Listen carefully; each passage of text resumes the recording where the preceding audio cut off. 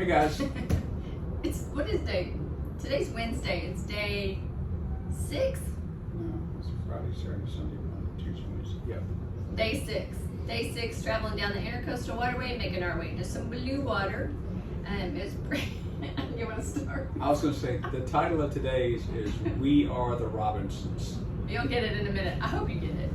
All right, so we left out this morning. It was kind of a slow start. We got out about 9 o'clock because there was supposed to be some fog. There was no fog. But anyway, we headed out. we wear these little devices here that are called marriage savers, so that when John's at the helm, I can be out here doing the deckhand stuff and we can talk to each other and nobody raises their voice or yells at each other because you have to yell at such a distance. But anyway, so we wear these things and we pushed off from the dock this morning, and I was tying up the lines and bringing the fenders in. I said, "Hey John, don't forget that the dock master said you have to stay close to the shore because there's sandbars." What happened? Well, I was just trying to get it out of the way. You know how they say it's not if, but when you're going to run aground? I was just getting that out of the way early. So we were going really slowly, but I did push the nose up on the sand and had to stop and back it off. And she was probably worried that, oh no, we're going to have to cross my toes off. But anyway, so backed off the sandbar, went closer to the pier, like she said, and then we went around and out for the day. So no big deal there. And then wait, I had to take my headset.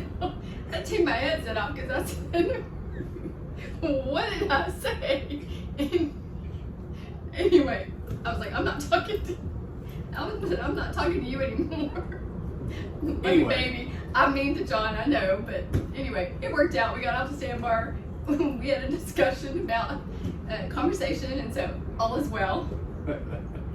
All right, so then we're turning down the Intercoastal this morning, and our first lock is actually only maybe a mile or two away. Mm-hmm. Actually, we went by what's called it's a ferry, actually, that's on a cable. It's called a cable ferry, and it has cables that run across. When the ferry's on the side, the cables lay down on the bottom, and when he's moving back and forth, they come up. So you have to wait till he's on the side and down. And luckily this morning we went by this one, which was our second one on the trip. He was on the side and down, no problem. Okay. And then a mile or two later, we come to the lock for the day. I called the lock master. He said, "Hey, sounds good. You got the green light. Just come on through." So we actually were able to just float right through the lock this morning. We didn't have to stop, so it was a piece of cake and easy. So yeah, no lock issues today. We weren't idiots like we were a couple days ago. So anyway. But we did stop instead of going through 2, so tomorrow we have 2 locks to go through. So we're traveling down the Intercoastal Waterway and all is well. Autopilot's working, engine seems to be working fine. Everything's going like it should.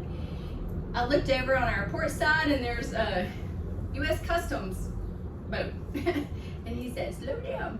So I took off and went to the cockpit and raised the window up and was like, "Hi." And of course I slowed down. yeah, he slowed down.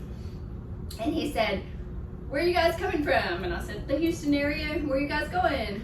"Bahamas, we hope. Maybe Florida, I don't know. But Florida, Bahamas, wherever." And he said, "Where are you staying tonight?" And I told him, and he said, "Where are you going the next day? And how are you getting there?" And I said, "I don't know. We're new and we're doing this like one leg at a time." Of course, John has this all laid out, but I have no clue. He said, "Let me come aboard." So Matt, the customs guy, comes aboard. I said, "John's at the helm," and he said, "Okay, let's go up there." So I'm like, "Okay, you want?" Okay, so he comes up and he goes through kind of where we're going, where we're headed.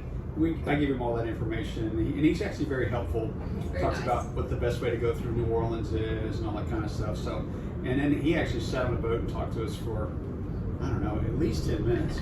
And his real job is to make sure that people aren't smuggling contraband along this route that we're on. And so we didn't know people do that, but yeah, now we do. Oh, that's a thing. So anyway, which kind of makes sense. But anyway, so he was checking boats as he went along. He stopped to talk to us. It was really good. He's probably going to make me have to go to the Bahamas because he was telling Anita how easy it was to cross and do all those things.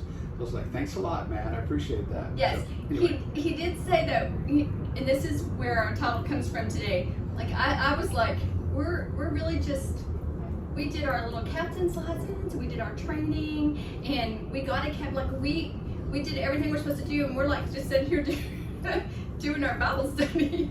And I was like in my head the whole time thinking that show, We're the Millers, and I was like, do you really want to go? Do you want to go check the inside?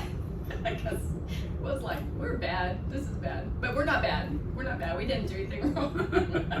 So it was actually a good discussion, and he talked with us, and then, like I said, gave us some good information about places to go along the way. Mm-hmm. And all the way on our whole trip, he's like, I pulled out my little Navionics app and was showing him the different routes, and he was giving me feedback on those things and telling me how to get there and stuff. So it was good. It was a good visit from him. We appreciate that service that they provide. He was super helpful. I was taking notes. He was like, stay here, don't go there.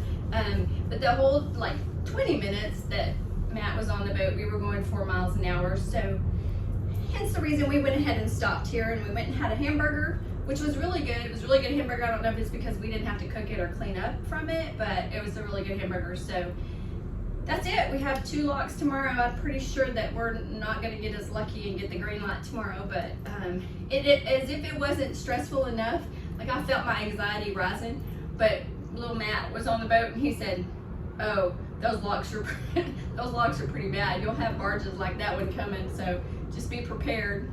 Thanks, Matt.